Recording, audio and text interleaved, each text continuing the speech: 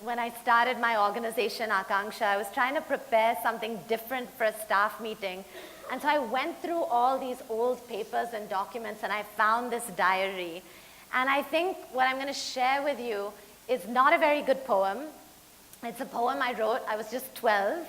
But in my mind, it sowed the seeds for what I was going to do later. Yeah? Very, very lucky that at the age of 12, I sort of knew what I wanted to do.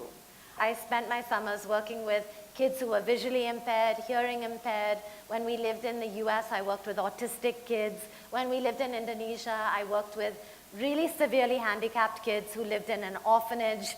And I just remember lots and lots of joy. Just really like loving being around kids and knowing that like somewhere like this is what I'm gonna do.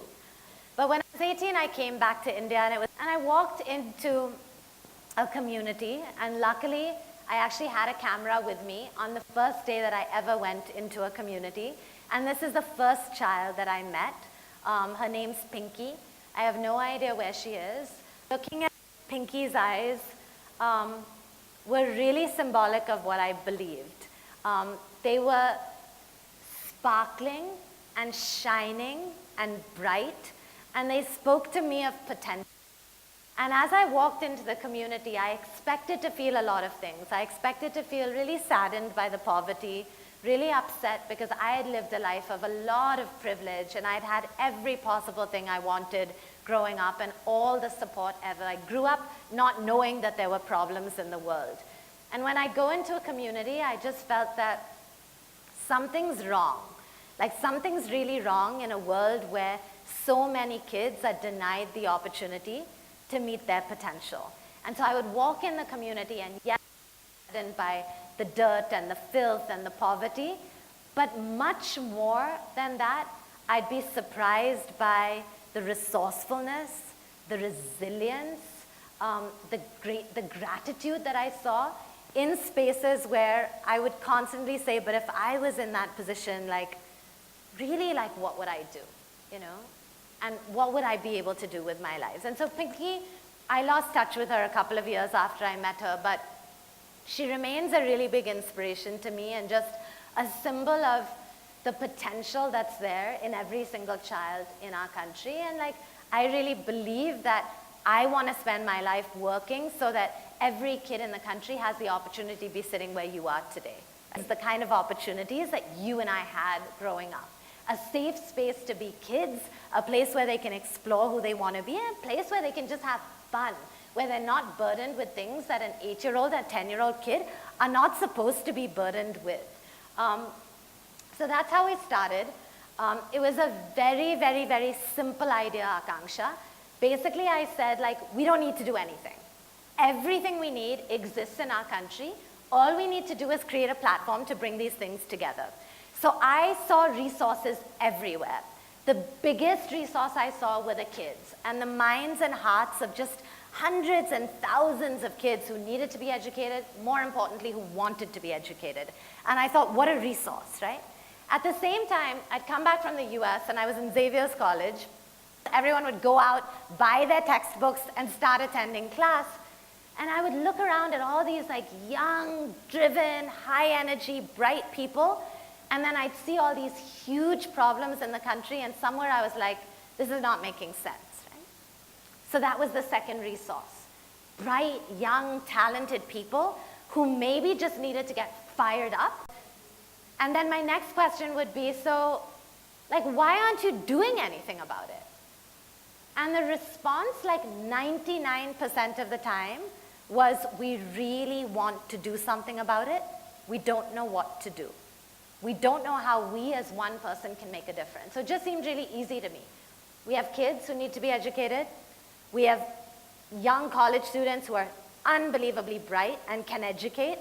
Let's bring them together. Okay, Bombay, difficult to find spaces, but again, I saw resources everywhere. So in a place where, so Akanksha was just about bringing together these things. We started our first small center. Again, it's another funny story similar to what Aditya said. I went to 20 different schools trying to find classrooms to house our first Akanksha center. All 20 schools said no.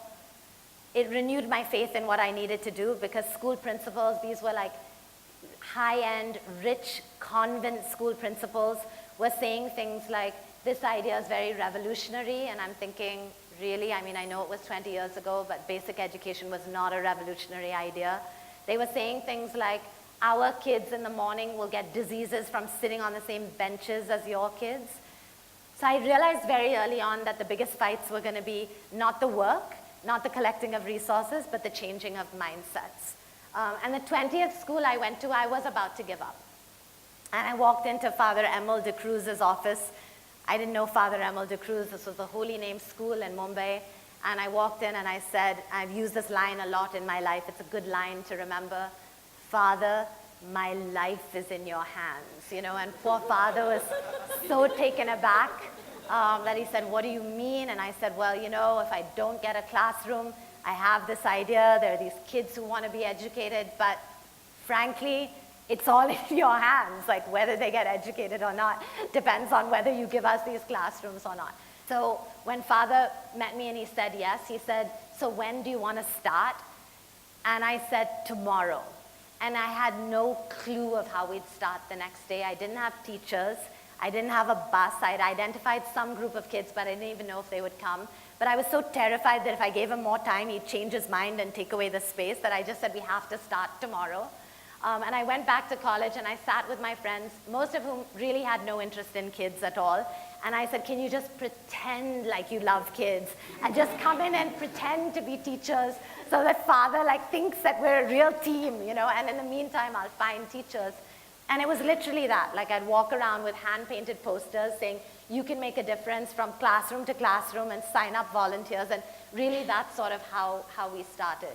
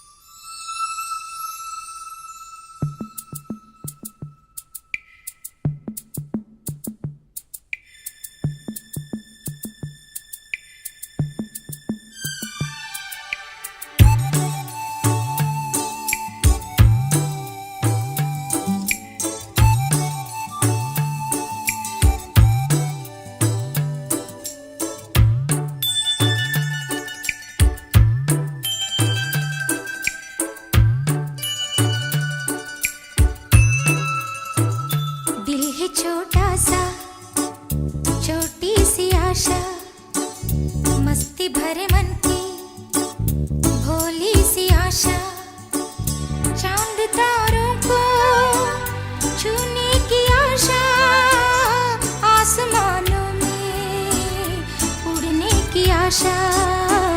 दिल है छोटा सा छोटी सी आशा, मस्ती भरे मन की भोली सी आशा, चांद तारों को छूने की आशा, आसमानों में उड़ने। What is your name? My name is Aniket. Okay, why do you come to Akanksha, Aniket? We come to learn Akanksha. What do you learn at Akanksha? We learn maths and language. What is your name? My name is Mohsin. Okay, what do you like to do at Akanksha? I like to do Akanksha study. Which is your favorite subject? My favorite subject is math. Okay, what have you learned in maths this year? This year I learned in math coordinates, average, area, perimeters. Wow, okay. What is BODMAS? Can you explain? Yes. Quadrant means B for bracket, O for options, D for division, F for multiplication, A for addition, S for subtraction. उड़ने की आशा, दिल ही छोटा सा छोटी सी आशा,